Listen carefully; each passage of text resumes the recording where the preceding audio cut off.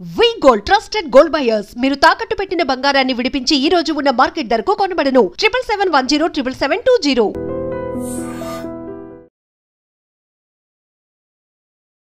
Welcome to iDream media. So urine infections మెన్లో విమెన్లో సర్వసాధారణంగా చూస్తూ ఉంటాం. విమెన్లో అయితే ఈ ప్రాబ్లం అనేది ఎక్కువగా ఉంటుంది. సో అసలు యూరిన్ ఇన్ఫెక్షన్ వచ్చిందని ఎలా తెలుసుకోవాలి? ఎలాంటి లక్షణాలు కనిపిస్తాయి? యూరిన్ ఇన్ఫెక్షన్స్ అనేవి ఎందుకు వస్తాయి? యూరిన్ ఇన్ఫెక్షన్స్ వస్తే ఏమైనా కిడ్నీల మీద ప్రభావం చూపిస్తుందా? సో దీనివల్ల వచ్చే అనర్థాలు ఏంటి? సో పూర్తి వివరాలు తెలుసుకుందాం. మనతో పాటు ప్రముఖ urologist, andrologist and kidney transplant surgeon doctor Sandeep గారు ఉన్నారు. డాక్టర్ గారు నమస్తే అండి. నమస్కారం మేడం. డాక్టర్ గారు, జనరల్గా యూరిన్ ఇన్ఫెక్షన్స్ ఇబ్బంది పెడుతున్నాయని చెప్తూ ఉంటారు కదా. యూరిన్ ఇన్ఫెక్షన్ వచ్చిందని అసలు ఎలా తెలుస్తుంది? యూరిన్ ఇన్ఫెక్షన్స్ ఎందుకు వస్తాయి అసలు? మ్యామ్, యూరిన్ ఇన్ఫెక్షన్ అంటే ఇప్పుడు జెంట్స్తో కంపేర్ చేస్తే లేడీస్లో ఎక్కువ ఉంటుంది. ఎందుకు అంటే ఇప్పుడు జెంట్స్లో మూత్రనాళం అనేది ఒక 20 సెంటీమీటర్స్ ఉంటుంది, లేడీస్లో మటుకు 4 సెంటీమీటర్సే ఉంటుంది. సో ఆ ప్రొటెక్షన్ మూత్రనాళం అనేది కొంచెం తక్కువ ఉంటుంది కాబట్టి మూత్ర సంచి, యూరిన్ ఇన్ఫెక్షన్ అంటే బ్లాడర్ ఇన్ఫెక్షన్ అనమాట, యూరినరీ ట్రాక్ట్ ఇన్ఫెక్షన్, యూటీఐ అంటారు. సో బ్లాడర్ ఇన్ఫెక్షన్ రావడానికి లేడీస్లో మోర్ ఛాన్సెస్. ఇమ్యూనిటీ కూడా కొంచెం లేడీస్లో తక్కువ ఉంటుంది, స్ట్రెస్ కూడా ఎక్కువ ఉంటుంది, అండ్ పీరియడ్స్ కానీ అవి కానీ ఆ మెన్స్ట్రల్ ప్రాబ్లమ్స్ వల్ల కూడా ఒక్కొక్కసారి యూరిన్ ఇష్యూస్ ఉంటాయి. సో వీటన్నిటి వల్ల లేడీస్లో అనేది మోర్ కామన్. రికరెంట్ అంటే ఏంటి అంటే ఊరికే వస్తాయి. యూజువల్గా ఒకసారి ఇన్ఫెక్షన్ వస్తే మేడం మళ్ళీ 50% ఆఫ్ ద టైమ్స్ మళ్ళీ వచ్చే అవకాశం ఉండదు. అంటే ఒక 10 మందిలో 5గురికి మళ్ళీ రిపీట్ అవుతుంది. ఎందుకంటే యూరిన్ ఇన్ఫెక్షన్ ఒకసారి వస్తే అది ఫిక్స్ అయిపోతుంది బ్లాడర్లో. మనం ఎన్ని మందులు ఇచ్చినా అది పైన టెంపరీగా కంట్రోల్ అవుతుంది, కానీ లోపల బ్యాక్టీరియా అనేవి అలాగే ఉంటాయి. మనకి ఇమ్యూనిటీ తగ్గినప్పుడు తరచు ఇది షుగర్ వాళ్ళలో వస్తుంది. ఎందుకు అంటే షుగర్ వాళ్ళలో యూరిన్ షుగర్ పెరుగుతుంది, బ్లడ్ షుగర్ పెరుగుతుంది, ఇమ్యూనిటీ తగ్గుతుంది. సో షుగర్ వాళ్ళలో యూజువల్గా రికరెంట్ అంటే ఊరికే తరచుగా వస్తుంది. సో మెడిసిన్స్ అన్ని దాన్ని కంట్రోల్ చేస్తే కానీ మొత్తం ఎరాడికేట్ చేయం. సో అందుకని మనము ఇది రాకుండా ఫస్ట్ జాగ్రత్తలు తీసుకోవాలి. జాగ్రత్తలు ఏంటి అంటే షుగర్ వాళ్ళు ఫస్ట్ షుగర్ కంట్రోల్, అది షుగర్ కంట్రోల్ పెట్టుకోవాలి. వాటర్ కూడా ఎక్కువ తీసుకోవాలి. డీహైడ్రేషన్ లో కూడా ఈ యూరిన్ ఇన్ఫెక్షన్స్ అనేవి బయటకి ఎక్కువ వస్తాయి అన్నమాట. ఎక్కువ అంటే ఎన్ని లీటర్స్? అచ్చా, వాటర్ ఎక్కువ అంతేనా మేడం? బెస్ట్ ఇండికేటర్ బాడీ ఏంటి అంటే ఎవరికి ఒకరికి ఫిక్స్ అనేది ఉండదు, ఒక్కొక్కరికి ఒక్కొక్కలాగా. ఇప్పుడు ఏసీలో పనిచేసే వాళ్ళకి అరౌండ్ 2-3 లీటర్స్ సరిపోతుంది. అండ్ అదే మాన్యువల్ లేబర్ బయట ఎండకి చేసే వాళ్ళకి, లేకపోతే బాగా తిరిగే వాళ్ళకి అట్లీస్ట్ 4 లీటర్స్ తీసుకోవాలి. ఇది ఫిక్స్ కాదు. ఎలా ఉంటుంది అంటే మనకి బెస్ట్ ఇండికేటర్ ఏంటంటే మన బాడీ, బ్రెయిన్ చెప్తుంది ఏంటి దాహం వేస్తుంది వాటర్ తీసుకోండి అని. ఎంత దాహం వేస్తే అంత తీసుకోవాలి. మరీ మంచిది కదా అని ఎక్కువ తీసుకుంటే పాలియూరియా అంటారు, విటమిన్స్ మినరల్స్ అన్ని యూరిన్ లో వెళ్ళిపోతాయి. సో అందుకని ఎంత దాహం వేస్తుందో అంత తీసుకోవాలి. యూరిన్ ఇన్ఫెక్షన్స్ గురించి సో ఇది చాలా కామన్ మేడం. సో అందుకే షుగర్ ఫస్ట్ కంట్రోల్లో పెట్టుకోవాలి, హైడ్రేషన్ అనేది కరెక్ట్ గా చేసుకోవాలి. అండ్ ఒకసారి వస్తే కనుక డాక్టర్ దగ్గరికి వెళ్ళి యూరిన్ టెస్ట్ ఇవ్వాలి. కల్చర్ టెస్ట్ అంటారు, 3 days పడుతుంది రిపోర్ట్ రావడానికి. సో కల్చర్ని బట్టి ఏ యాంటీబయాటిక్స్ ఎప్పుడు మనము ఫస్ట్ లో డోస్ స్టార్ట్ చేస్తాం అనమాట. దీంతో తగ్గకపోతే పెంచుతాం దానికి. ఫస్ట్ టైం మనం పవర్ఫుల్ తీసుకుంటే రెసిస్టెన్స్ వచ్చేస్తుంది మళ్ళీ. సో యూరిన్ ఇన్ఫెక్షన్ వచ్చినప్పుడు కంపల్సరీ డాక్టర్ దగ్గరికి వెళ్ళి ఫస్ట్ యూరిన్ ఇన్ఫెక్షన్ ట్రీట్మెంట్ తీసుకొని అసలు ఎందుకు వస్తుంది, ఏదన్నా బ్లాక్, ఒక్కొక్కసారి రాయి వల్ల కూడా వస్తుంది, రాయి వల్లనా షుగర్ వల్లనా ఏదన్నా బ్లాక్ ఏంటి అనేది తెలుసుకోవాలి.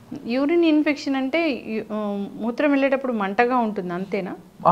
కొందరికి అయితే మంట ఉంటుంది మేడం, కొందరికి ఆ మంట కూడా ఉండదు. కొందరికి ఏంటి అంటే స్పీడ్ అనేది తగ్గిపోతుంది, కొందరికి మంట కూడా కాదు, ఒకలాంటి అనీజీనెస్ ఉంటుంది అనమాట. సో వాళ్ళు కమర్లో కూర్చోగానే స్పీడ్ గా రాదు, యూరిన్ ఆగే వస్తుంది. సో ఇవన్నీ సంకేతాలు అనమాట, సిమ్టమ్స్ యూరిన్ ఇన్ఫెక్షన్ కి. కొందరికి ఫీవర్ కూడా వస్తుంది యూరిన్ ఇన్ఫెక్షన్ వల్ల సీరియస్ అయితే. ఓకే, కిడ్నీ స్టోన్స్ ఉంటే కూడా యూరిన్ ఇన్ఫెక్షన్ వస్తుందా? ఆ కిడ్నీ స్టోన్స్ ఉంటే ఇప్పుడు బ్లాడర్ లో ఉందనుకోండి, స్టోన్ లో ఇన్ఫెక్షన్ బ్యాక్టీరియా వచ్చి చేరుతాయి లోపల. సో అది స్టోన్ అనేది నైడస్ ఫర్ ఇన్ఫెక్షన్ అంటారు. అంటే అది దానికి ఒక మంచి ప్లేస్ అనమాట బ్యాక్టీరియా అన్ని గ్రో అవ్వడానికి. సో స్టోన్స్ లో కూడా ఒక్కొక్కసారి ఇన్ఫెక్షన్ వస్తుంది. ఓకే, యూరిన్ ఆగి వస్తుంటే అది యూరిన్ ఇన్ఫెక్షన్ కి సంకేతమే. అది యూరిన్ ఆగి వస్తే మేడం ఇప్పుడు మెయిన్లీ జెంట్స్ లో 2 కారణాలు ఉంటాయి. యూరిన్ ఇన్ఫెక్షన్ పక్కన పెట్టేస్తే 2 కారణాలు ఉంటాయి. కొంచెం పెద్దవాళ్ళలో అనుకోండి ప్రాస్టేట్ అంటారు, ప్రాస్టేట్ గ్రంథి వాపు వల్ల ఇన్ఫెక్షన్ వస్తుంది. అంటే ప్రోస్టేట్ గ్రంథి వాపు వల్ల ఈ ఫ్లో అనేది తగ్గుతుంది. సో ప్రోస్టేట్ గ్రంథి ఏంటి అంటే ఇప్పుడు లేడీస్లో గర్భసంచి యూట్రస్ ఎలా ఉంటుందో జెంట్స్లో ప్రోస్టేట్ గ్లాండ్ అంటారు. అది 50 years వరకు సైలెంట్గానే ఉంటుంది. ఆ తర్వాత అది సైజ్ అనేది పెరుగుతూ వస్తుంది అనమాట. మేల్ హార్మోన్స్ తగ్గిపోవడం, ఫీమేల్ హార్మోన్స్ పెరగడం వల్ల ఏజ్లో ఆ ప్రోస్టేట్ సైజ్ అనేది పెరుగుతుంది. ప్రోస్టేట్ సైజ్ పెరిగినప్పుడు ఆ ప్రోస్టేట్ మధ్యలోంచి మూత్రనాళం వస్తుంది అనమాట, ట్యూబ్, యూరిన్ ట్యూబ్. సో ఈ సైజ్ పెరిగితే ఏమవుతుంది, ఆ ట్యూబ్ని అది బ్లాక్ చేసేస్తుంది. బ్లాక్ చేసేసేసరికి స్పీడ్ తగ్గిపోతుంది. స్పీడ్ తగ్గిపోతుంది కాబట్టి యూరిన్ అనేది అట్లే ఉంటుంది బ్లాడర్లో, వాళ్ళకు కూడా ఇన్ఫెక్షన్స్ వస్తాయి. బట్ స్పీడ్ తగ్గింది అంటే 2 కారణాలు, ఒకటి ప్రాస్టేట్, ఇంకొకటి స్ట్రిక్చర్. స్ట్రిక్చర్ అంటే మూత్రనాళం ఉంటుంది కదా, 20 centimeters ఉంటుంది అని చెప్పాను, అది కూడా బ్లాక్ ఉంటుంది. ఏదన్నా ఇన్ఫెక్షన్ వల్లనో సర్జరీ వల్లనో దేని వల్లనో బ్లాక్ ఉంటుంది, అప్పుడు కూడా ఇది వస్తుంది అనమాట. సో అందుకే అప్పుడు వెంటనే యూరాలజిస్ట్ని సందర్శించి వాళ్ళు చెప్పిన టెస్ట్ చేసుకొని ఎక్కడే ప్రాబ్లం ఉందో దానికి ట్రీట్మెంట్, కొన్ని మెడిసిన్స్ ఉంటాయి, కొన్నిటికి సర్జరీ ఉంటుంది. అప్రోప్రియేట్ ట్రీట్మెంట్ తీసుకుంటే సరిపోతుంది. ఓకే. అంటే బేసికల్గా కంప్లైంట్ చేస్తారు ఎట్లా అంటే యూరిన్ సన్నగా వస్తుంది, ఆగి ఆగి వస్తుంది, ఆగి ఆగి వస్తుంది. అంటే సన్నగా వస్తుంది అన్నా కానీ దీనికే కారణాలు. ఓకే, ఇలాంటి కారణాలే. ఎస్. అంటే చాలా ఫోర్స్ఫుల్గా యూరిన్ పాస్ చేయాలా లేకపోతే ఎట్లా? అంటే చిన్నప్పటి నుంచి వాళ్ళకి అడ్జస్ట్ అయిపోతుంది ఫ్లో అనేది. ఇప్పుడు దానికి స్పెసిఫిక్ ఇంత డిస్టెన్స్ అట్లానే ఉండదు. స్పీడ్ గా పేషెంట్ కి సాటిస్ఫైడ్ స్పీడ్ ఉంటే సరిపోతుంది. ఓకే. కూర్చునే యూరినేషన్ చేయాలి అలా చెప్తూ ఉంటారు. చాలా ఉంటాయి దీని గురించి ఉంటాయి. రిలీజియస్ లో ఏ రిలీజన్ కి సంబంధించినట్టు వాళ్ళు చేసుకోవచ్చు, యాజ్ లాంగ్ యాజ్ అది ఎలా అంటే క్లీన్ వాష్రూమ్ లో క్లీన్ గా చేసినప్పుడు యూరిన్ పోసుకొని మళ్ళీ అంతా వాష్ చేసుకొని నీట్ గా పెట్టుకుంటే ఎట్లన్నా చేయొచ్చు యూరినేషన్. యూరిన్ ఇన్ఫెక్షన్స్ వస్తున్నాయని రకరకాల వాష్లు అనేవి యూజ్ చేస్తూ ఉంటారు. ఇంటిమేట్ వాషెస్ అవన్నీ అంటారు, అస్సలు అవసరం లేదు. అవి ఏం చేస్తాయంటే ఇన్ఫాక్ట్ అది pH ని ఆల్టర్ చేసేస్తుంది. అక్కడ జెనటల్ ఏరియాస్ లో ఉన్న pH ని ఆల్టర్ చేసేస్తుంది. మళ్ళీ pH ఫ్రెండ్లీ వాష్ అంటారు కానీ ఏం అవసరం లేదు. మన ఇంతకుముందు అమ్మమ్మలు నానమ్మలు నార్మల్ సోప్ యూజ్ చేసే వితౌట్ ఎనీ ఇన్ఫెక్షన్స్ బయటపడ్డారు. సో మనం కూడా అదే చేయొచ్చు, దానికి స్పెషల్ గా ఏం అవసరం లేదు. Regular soap is enough. ఉమెన్లో యూరిన్ లీకేజ్ కూడా, అంటే దగ్గిన తుమ్మిన యూరిన్ లీక్ అవుతుందని చెప్తూ ఉంటారు, అది ఎందుకు? స్ట్రెస్ యూరినరీ ఇన్కాంటినెన్స్ అంటారు. స్ట్రెస్ యూరినరీ ఇన్కాంటినెన్స్ అంటే దగ్గినప్పుడు, తుమ్మినప్పుడు, గట్టిగా నవ్వినప్పుడు, పొట్ట మీద ప్రెషర్ పడ్డప్పుడు అది కిందకి వెళ్ళిపోతుంది. నార్మల్గా ఏంటి అంటే ఒక యాంగిల్ ఉంటుంది, ఆ యాంగిల్ మెయింటైన్ అవుతుంది. కొందరికి ఏంటి అంటే ఇది ఎస్పెషల్లీ మీరు చెప్పిన ప్రాబ్లమ్ పోస్ట్ మెనోపాజల్, అంటే ఈ ముట్లు ఆగిపోయిన తర్వాత ఏజ్ గ్రూప్ ఉంటుంది కదా మేడం, లైక్ 45 years 50 years తర్వాత వాళ్ళకి ఎక్కువ ఉంటుంది. ఎందుకు అంటే ఈస్ట్రోజన్స్, ప్రొటెక్టివ్ హార్మోన్స్, ఈస్ట్రోజన్స్ ఉండవు. దాంతో ఏమైందంటే ఆ మూత్రనాళం అనేది యాంగిల్ పోయి స్ట్రైట్ అయిపోతుంది. సో ఇక్కడ మనం ప్రెషర్, పొట్ట మీద ప్రెషర్ పడినప్పుడల్లా కిందకి ట్రాన్స్మిట్ అయ్యి వస్తుంది. దీనికి కూడా మెడిసిన్స్ ఎక్కువ ఉండవు. దీనికి ఎక్సర్సైజెస్ అంటారు, కెగిల్స్ ఎక్సర్సైజెస్ అంటారు. వేరే చాలా యాప్స్ కూడా ఉంటాయి, డాక్టర్ కెగిల్ అది ఇది అని. సో మనం కెగిల్స్ ఎక్సర్సైజెస్ చేస్తే కంట్రోల్ చేయొచ్చు ఒక 50%. ఆ ఎక్సర్సైజెస్ చేసినా కంట్రోల్ కాలేదు అంటే అప్పుడు సర్జరీకి వెళ్తాం. ఓకే డాక్టర్ గారు, యూరిన్ కలర్ని బట్టి కూడా మన హెల్త్ ఎలా ఉంది తెలుసుకోవచ్చు అంటారు. అంటే ఒక హెల్దీ పర్సన్ కి యూరిన్ కలర్ అనేది ఎలా ఉంటుంది? అది యూజువల్గా ఇంగ్లీష్ వాళ్ళు చెప్తారు. యూరిన్ కలర్ ఎలా ఉండాలి అంటే మనం వాష్రూమ్కి వెళ్ళి యూరిన్కి వెళ్ళి ఫ్లష్ చేయకుండా బయటికి వచ్చినప్పుడు నెక్స్ట్ వాడు ఓకే ఆల్రెడీ ఫ్లష్ చేసేసారు అనుకోవాలి. This is the perfect indicator అనమాట. బట్ అంత లేకపోయినా యూరిన్ అనేది ఎక్కువ స్మెల్ ఉండకూడదు, అండ్ స్ట్రా కలర్డ్ అంటారు, అంటే లైట్ ఎల్లో ఉంటే సరిపోతుంది. యూజువల్ గా మనం డిహైడ్రేషన్ అప్పుడు, ఎక్సర్సైజ్ చేసినప్పుడు, జర్నీ చేసినప్పుడు వాటర్ తీసుకోకపోవడం వల్ల ఏమవుతుంది అంటే థిక్ ఎల్లో కలర్ లో వస్తుంది అనమాట. That is not at all good. So అది మీకు ఫస్ట్ వార్నింగ్. సో ఇట్లా వస్తుంది అంటే వెంటనే మనం వాటర్ అవి తీసుకోవాలి. వాటర్ అవి లిమిటెడ్ గానే కొంచెం కొంచెం తీసుకోవాలి, సో దట్ మళ్ళీ యూరిన్ కలర్ నార్మల్ అయిపోవాలి, like pale yellow. Yes. Urine infections రాకూడదు, హెల్దీగా ఉండాలి పర్సన్ అంటే ఎలాంటి జాగ్రత్తలు తీసుకోవాలి? మోస్ట్ ఫస్ట్ ఇంపార్టెంట్, ఇది చాలా మంది నెగ్లెక్ట్ చేస్తారు. ఎందుకు అంటే ఇప్పుడు నేను ఇచ్చే అడ్వైస్ అన్నిటికంటే చీప్ అనమాట, దానికి మనీ ఏమి ఉండదు, అందుకని ఎవరు పాటించరు. ఏంటి అంటే వాటర్, ఫస్ట్ వాటర్ తీసుకోవాలి. వాటర్ ఎలా అంటే మీరు జర్నీస్లో కానివ్వండి, వర్క్లో కానివ్వండి, ఏదైనా మరీ అవసరం కంటే ఎక్కువ కాకుండా దాహం వేసినప్పుడు వాటర్ తీసుకొని డైలీ ఒక మార్నింగ్ టు ఈవినింగ్ ఒక 5-6 times యూరిన్కి వెళ్తే that is healthy. Okay. Yes. అంటే యూరిన్ ఎన్నిసార్లు వెళ్తే హెల్దీ పర్సన్ అంటారు? 5-6 times పర్ డే. నైట్లో మాత్రం లెగవకూడదు. పడుకుంటే అన్ఇంటరప్టెడ్ స్లీప్ అంటారు. అంటే నైట్ 10కో 9కో నిద్రపోతే మార్నింగ్ 6 దాకా డిస్టర్బెన్స్ ఉండకూడదు, ఒక్కసారి కూడా లెగకూడదు. ఇంతకుముందు అయితే ఒకసారి లెగిస్తే ఓకే అనేవాళ్ళు, బట్ ఒక్కసారి లెగిసినా అది నాక్టూరియా అంటాం అనమాట. సో ఏమన్నా ప్రాబ్లం ఉంటే టెస్ట్ చేసుకోవాలి. కొందరికి ఏంటి అంటే వాళ్ళకి అలవాటు అయిపోతుంది. సో వన్స్ ఆర్ ట్వైస్ లెగిసినా they are okay with it. So మనం దాన్ని కూడా పెద్దగా ఏమి ఇన్వెస్టిగేట్ చేయాల్సిన అవసరం లేదు, అది కూడా నార్మల్. కొందరికి వాటర్ తాగగానే యూరిన్ వెళ్ళాల్సిన అవసరం ఉంటుంది. ఇది ఏంటి అంటే పాలిడిప్సిక్ పాలియూరియా అంటారు. అంటే ఎక్కువ తాగేస్తారు, ఎక్కువ తాగడం వల్ల యూరిన్కి వెళ్తారు. యూరిన్ వెళ్ళంగానే మళ్ళీ బాడీ డీహైడ్రేషన్ లోకి వెళ్ళి స్టిమ్యులస్ వస్తుంది, వాటర్ తాగాలి, మళ్ళీ వాటర్ తాగుతారు, వెళ్తారు. అది ఒక విషయస్ సర్కిల్ అనమాట. సో మనం ఒకటేసారి ఎక్కువ తీసుకోకూడదు, ఎంత అవసరమో అంత తీసుకొని మళ్ళీ దాహం వేస్తే మళ్ళీ తీసుకోవచ్చు. ఓకే. సో అంటే యూరిన్ వెళ్ళే ముందు వాటర్ తాగాలి, తర్వాత వెళ్ళొచ్చాక వాటర్ తాగకూడదు అంటారు కదా మేడం? అది అట్లా ఏమీ లేదు. ఎప్పుడు దాహం వేస్తే అప్పుడు బెస్ట్, ఎప్పుడు దాహం వేస్తే అప్పుడు వాటర్ తీసుకోవాలి. ఎస్ డాక్టర్ గారు, యూరిన్ ఇన్ఫెక్షన్స్ రెగ్యులర్గా వస్తున్నాయి, మాటికి వస్తున్నాయి అన్నప్పుడు అది కిడ్నీని ఏమైనా ఎఫెక్ట్ చేస్తుందా? అంతే కదా మేడం. ఎందుకు అంటే ఇప్పుడు షుగర్ ఉన్న వాళ్ళకు కూడా ఊరికే యూరిన్ వస్తుంది. ఓకే, సో షుగర్ ఉందని మనకి ఎలా తెలుస్తుంది అంటే ఒక్కొక్కసారి యూరిన్ అనేది ఎక్కువ వెళ్తారు, అప్పుడు మనం టెస్ట్ చేసుకుంటే మనకి షుగర్ లెవెల్స్ కూడా దాంతోపాటు కూడా షుగర్ అని డయాగ్నోస్ అవుతుంది. సో యూరిన్ ఏంటి అంటే కిడ్నీ నుంచి ఫిల్టర్ అయ్యి వస్తుంది. యూరిన్ ఎక్కడ ఫామ్ అవుతుంది మనకి? మూత్రం అనేది కిడ్నీలోంచి ఫామ్ అవుతుంది. సో యూరిన్లో కొన్ని టెస్ట్లు చేసి దాన్ని బట్టి కిడ్నీలో ఏం ప్రాబ్లం ఉందో కూడా తెలుసుకోవచ్చు. Okay. So kidney infections, kidney effect అయ్యే ఛాన్స్ ఉంటుంది కాబట్టి యూరిన్ ఇన్ఫెక్షన్ని లైట్ తీసుకోకూడదు. చాలా మంది హోమ్ రెమెడీస్ పాటిస్తూ ఉంటారు, దాన్ని పోస్ట్ పోన్ చేస్తూ ఉంటారు, అది చాలా క్రానిక్ అయ్యే పరిస్థితి అనేది వస్తుంది. తగ్గకపోతే హోమ్ రెమెడీస్ దీంతో తగ్గకపోతే కంపల్సరీ డాక్టర్ అనేది విజిట్ చేయాలి. డాక్టర్ కూడా మళ్ళీ అందులో urine specialist, kidney specialist, that is urologist ని కంపల్సరీ విజిట్ చేయాలి. హోమ్ రెమెడీస్ అంటే ఏముంటాయి డాక్టర్ గారు? అసలు వాటర్ తీసుకోవడము, కొబ్బరి బొండ నీళ్ళు తాగడము, అంతే, మజ్జిగ తీసుకోవడము, ఇవి హోమ్ రెమెడీస్. ఇవి కూడా బాగానే వర్క్ చేస్తాయి. ఇప్పుడు బయటకు వెళ్ళినప్పుడు యూరిన్ హోల్డ్ చేసుకునే పరిస్థితి అనేది ఉంటుంది, వాష్రూమ్స్ సరైన అందుబాటులో లేక, అప్పుడు ఏం జరుగుతుంది అసలు? లక్కీలీ, ఫార్చునేట్లీ, అదృష్టవశాత్తు ఇవాళ రేపు కొంచెం అన్ని దగ్గర హైజీన్ బాగానే మెయింటైన్ చేస్తున్నారు. సో ఇది యూజువల్గా ఇది కూడా ఈ ప్రాబ్లం కూడా లేడీస్లో ఎక్కువ ఉంటుంది. ఎందుకంటే వాళ్ళ పాపం యూరిన్కి వెళ్ళడానికి సరిగా సర్దుబాట్లు అవేమీ ఉండవు. హోల్డ్ చేయడం వల్ల ఏమవుతుంది అంటే యూరిన్ అనేది బయటకు వచ్చేసేయాలి. ఇప్పుడు బయటికి రావట్లేదు అనుకోండి, అది ఏమవుతుందంటే లోపలే బ్యాక్ వెళ్ళిపోద్ది. అంటే రైట్ కిడ్నీ, 2 కిడ్నీలు ఉంటాయి, కుడి ఎడమ. కుడి కిడ్నీ నుంచి వచ్చిన యూరిన్ మళ్ళీ ఎడమ సైడ్ వెళ్ళిపోద్ది, ఎడమ నుంచి వచ్చిన యూరిన్, కిడ్నీ యూరిన్ మళ్ళీ కుడి సైడ్ వెళ్ళిపోద్ది. బ్యాక్ యూరిన్ ఎప్పుడైతే బ్యాక్ వెళ్ళిపోద్దో అప్పుడు కిడ్నీస్ అనేవి ఎఫెక్ట్ అవుతాయి. దీన్ని రిఫ్లక్స్ అంటారు అనమాట. సో అందుకని యూరిన్ అనేది ఎక్కువ హోల్డ్ చేయకూడదు. ఒకవేళ రిఫ్లక్స్ లేకపోయినా మూత్ర సంచి కెపాసిటీ అనేది, బ్లాడర్ కెపాసిటీ అనేది చాలా పెరిగిపోతుంది. సో ఇది కూడా ఇట్స్ నాట్ గుడ్ అనమాట. సో అందుకనే ఎప్పుడున్నా యూరిన్ హోల్డ్ చేయకూడదు, యూరిన్ వచ్చినప్పుడు వెళ్ళిపోవాలి. ఎస్ డాక్టర్ గారు, యూరిన్ ఇన్ఫెక్షన్స్ సో వస్తే న్యాచురల్ హోమ్ రెమెడీస్ పాటిస్తూ చాలామంది దీన్ని పోస్ట్ పోన్ చేస్తూ ఉంటారు, అవి క్రానిక్ వరకు వెళ్తూ ఉంటాయి. అయితే యూరిన్ ఇన్ఫెక్షన్ వచ్చిన వెంటనే డాక్టర్ని సంప్రదిస్తే అసలు ఎందుకు వచ్చింది, ఏంటి రూట్ కాజ్ ఏంటి తెలుసుకుని దానికి ట్రీట్మెంట్ అనేది ఉంటుంది. కాబట్టి నెక్స్ట్ ఎలాంటి ఇన్ఫెక్షన్స్ రాకుండా ఉంటాయి. సో జాగ్రత్తలు తీసుకోవాలని కోరుకున్నామండి. డాక్టర్ గారు, ఎస్టీడీ, ఈ సెక్షువల్లీ ట్రాన్స్మిటెడ్ డిసీజెస్ అని చెప్తూ ఉంటారు కదా, ఇది ఎందుకు వస్తుంది? ఎన్ని జబ్బులు ఉన్నాయి అసలు ఇవి? STDs or STIs, sexually transmitted diseases or sexually transmitted infections. పేరులోనే ఉంది సెక్షువల్లీ ట్రాన్స్మిటెడ్, త్రూ సెక్స్ ఇవి డిసీజెస్ అండి, జబ్బులు అనేవి వస్తాయి.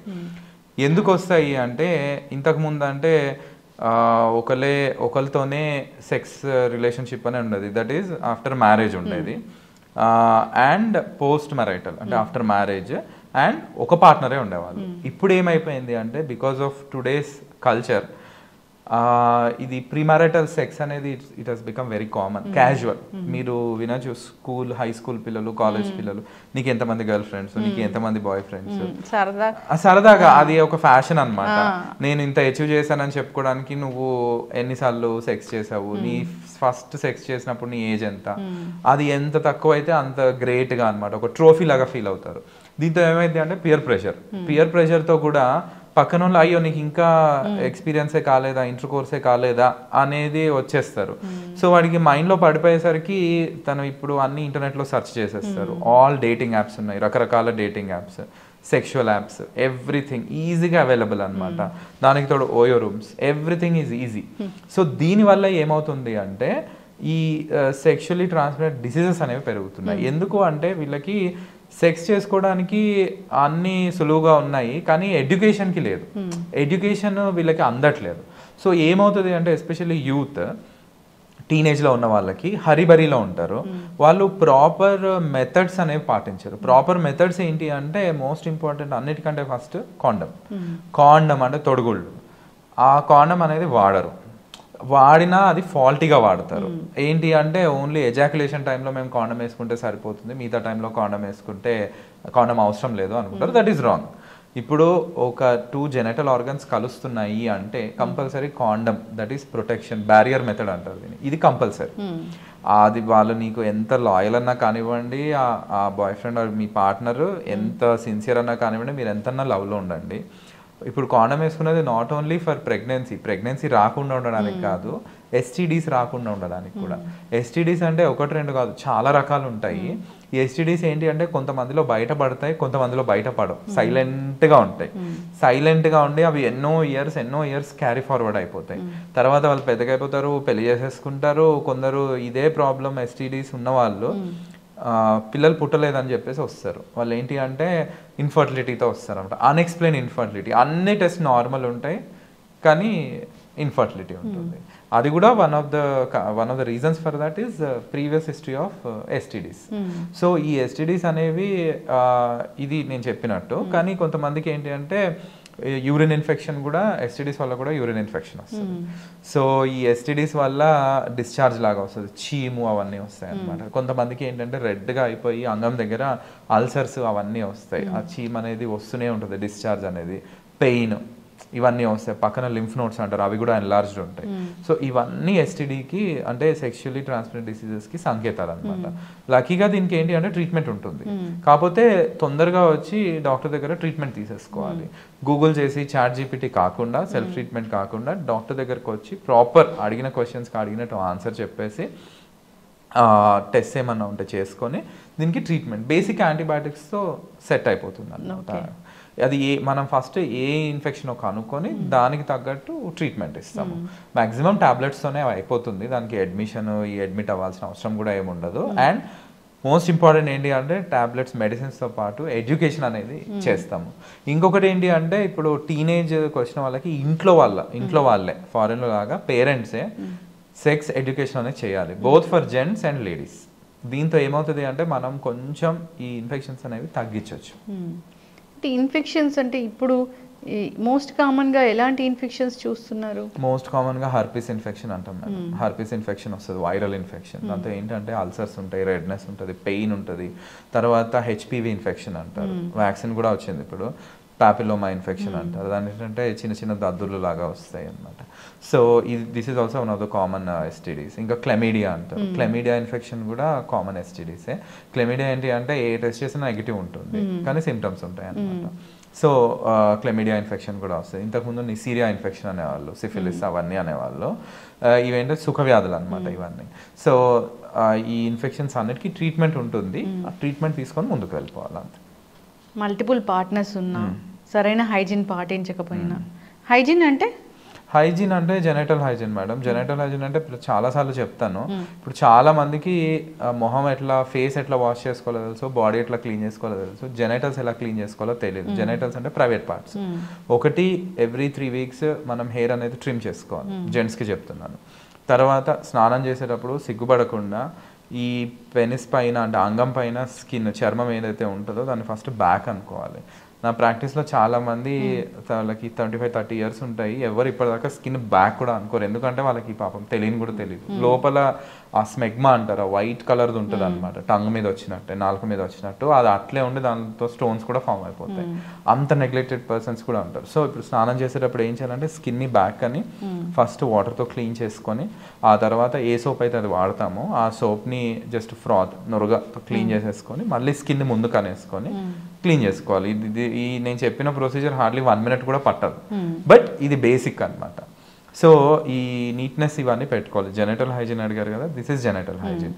దీంతో పాటు నేను మీకు ఇందాక చెప్పిన ప్రొటెక్షన్ మెథడ్స్ అవన్నీ. ఓకే, అంటే చాలా మంది కూడా ఇన్ఫెక్షన్ వచ్చాక కూడా చాలా రోజుల పాటు డాక్టర్ దగ్గరికి వెళ్ళరు, మీరు అన్నట్లుగానే గూగుల్ చేస్తూ ఎందుకు అంటే మేడం ఒకటి ఇది కొంచెం సిగ్గుపడతారు, మొహమాటం ఉంటుంది, అంత బయటికి రారు. బట్ మెట్రోస్లో అట్లా లేదు. ఇవాళ రేపు ఏదైనా ఇన్ఫెక్షన్ వస్తే వెంటనే వచ్చేస్తున్నారు. బట్ అవేర్నెస్ ఉండాలి. అవేర్నెస్ ఉంటే డాక్టర్ దగ్గరికి వచ్చే అవకాశాలు తొందరగా ఉంటాయి. ఇన్ఫెర్టిలిటీ అనేది కూడా చాలా ఎక్కువగా పెరిగిపోయింది. ఇన్ఫర్టిలిటీ ఇప్పుడు ఇంతకు ముందు 5 or 10%, నా ఇన్ఫర్టిలిటీ రేట్ ఈస్ 25 to 35%. అంటే ఒక 100 మంది న్యూలీ మ్యారీడ్లో ఒక 30 మంది కపుల్స్ ఇన్ఫర్టిలిటీకి రీజన్. ఇది రీజన్ ఏంటి అంటే బోత్ జెంట్స్ లేడీస్. నేను జెంట్స్ చెప్తాను మీకు. మెయిన్ ఏంటి అంటే ఫిజికల్ యాక్టివిటీ ఉండదు. దీంతో ఏమవుతాయి అంటే ఒబేసిటీ వస్తుంది. ఫ్యాట్ వల్ల ఏమవుతుంది అంటే పెరిఫరల్ కన్వర్షన్ ఆఫ్ ఈస్ట్రోజన్ అంటారు. ఫీమేల్ హార్మోన్స్ పెరుగుతాయి. ఫీమేల్ హార్మోన్స్ పెరిగి ఈ స్పర్మ్ కౌంట్ తగ్గుతుంది. స్పర్మ్ లో కదలిక అంటారు. ఆ కదలిక కూడా మూమెంట్ కూడా తగ్గిపోతుంది. సో క్వాలిటీ ఆఫ్ స్పర్మ్ అనేది తగ్గిపోతూ ఉంటుంది. సో ఏజ్ పెరుగుతున్న కొద్ది కూడా తగ్గిపోతూ ఉంటుంది. ఇవాళ రేపు ఇంతకుముందు 20-25కి మ్యారేజ్ అయిపోయేవి, ఇప్పుడు కొంచెం 30, 35, 40 కూడా చేసుకునే వాళ్ళు ఉంటున్నారు. సో ఏజ్ పెరుగుతున్న కొద్ది కూడా స్పర్మ్ క్వాలిటీ తగ్గిపోతుంది కాబట్టి ఇన్ఫర్టిలిటీకి ఎక్కువ ఛాన్సెస్ ఉంటాయి అన్నమాట. సో ఇది ప్రాపర్ ఎక్సర్సైజ్ లేకపోవడం, ఫిజికల్ యాక్టివిటీ, ఇంకోటి most important smoking and alcohol. More than alcohol, smoking. So smoking తో కూడా అదేం చేస్తుంది అంటే ఇన్ఫర్టిలిటీ కాజ్ చేస్తుంది. ఎందుకంటే అక్కడ రక్తనాళాలన్నీ మూసుకొని వెళ్ళిపోతాయి. సో దీనివల్ల ఎరెక్టైల్ డిస్ఫంక్షన్ కూడా వస్తుంది స్మోకింగ్ తోటి. సో ఈ లైఫ్ స్టైల్ చేంజెస్ వల్ల మోర్ కామన్ అన్నమాట. ఎస్, అంటే ఇలాంటి ఇన్ఫెక్షన్స్ రాకూడదు, జాగ్రత్తలు తీసుకోవాలి. ఇప్పుడున్న యూత్కి యాజ్ ఏ ఆండ్రాలజిస్ట్గా, కిడ్నీ ట్రాన్స్ప్లాంట్ సర్జన్గా, యూరాలజిస్ట్గా, సో ఇన్నేళ్ళు ఎక్స్పీరియన్స్ ఉన్న డాక్టర్గా ఏం చెప్తారు మీరు? ఒకటే, బీ స్మార్ట్.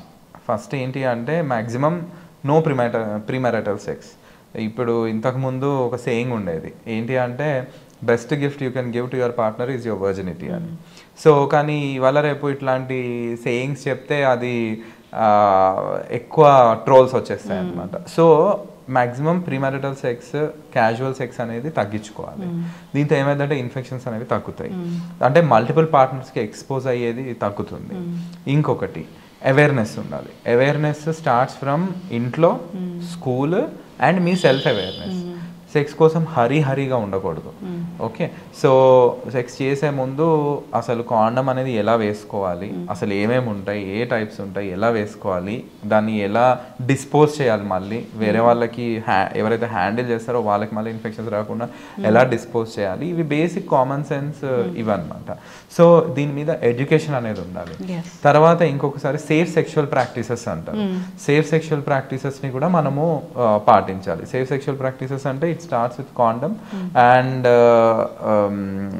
ఏమన్నా సెక్స్ చేసిన వెంటనే ఏమన్నా ఇన్ఫెక్షన్స్ లాగా అనిపించాయి అనుకోండి, ఏదైనా యూరిన్ లో కానివ్వండి, ఏదైనా ఇన్ఫెక్షన్ వచ్చిందని ముందే తెలుస్తుంది డాక్టర్? యూరిన్ పోసేటప్పుడు తెలిసిపోతుంది మేడం ఇన్ఫెక్షన్స్ వచ్చేసాయి అని. సో లేకపోతే అక్కడ ఏమైనా అల్సర్ లాగా ఏది ఉన్నా వెంటనే డాక్టర్ని విజిట్ చేయాలి. డాక్టర్ గారు మీరు చాలా చక్కగా చెప్పారండి. అంటే యూత్కి చాలా చక్కటి మెసేజ్ ఇచ్చారు. ఇలాంటి ఎస్టీడీస్ రాకుండా ఉండాలన్నా, ఇన్ఫెక్షన్స్ రాకుండా ఉండాలన్నా మీరు చెప్పిన జాగ్రత్తలు తీసుకోవాలి. అవేర్నెస్ ఉండాలి, అందరికీ అందరూ ఫాలో అవ్వాలని కోరుకున్నామండి. చాలా చక్కటి ఇన్ఫర్మేషన్. ధన్యవాదాలు.